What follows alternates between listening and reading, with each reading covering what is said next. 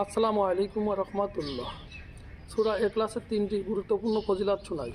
নম্বর 1, রাসূল সাল্লাল্লাহু আলাইহি ওয়াসাল্লাম বলেছেন, সূরা ইখলাস কুরআন মাজিদের 1/3 অংশ, মানে বিসমিল্লাহির রহমানির রহিম সহ সূরা ইখলাস যদি আপনি 3বার পাঠ করেন তাহলে আপনার আমলনামায় 1 খতম কুরআন মাজিদ পড়ার নেকি ঢুকে যাবে।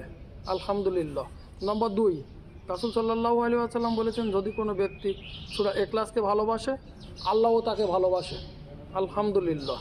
নম্বর 3, রাসূল সাল্লাল্লাহু আলাইহি ওয়াসাল্লাম বলেছেন, যদি কোনো ব্যক্তি বিসমিল্লাহির রহমানির রহিম সহ সূরা ইখলাস 10 বার করে পাঠ করে, তার জন্য আল্লাহ জান্নাতে একটি করে ঘর বানাবে।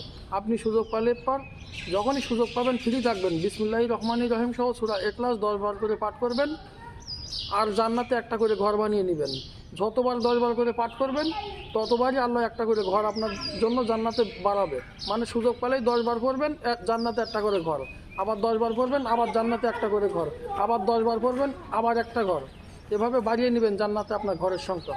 আলহামদুলিল্লাহ।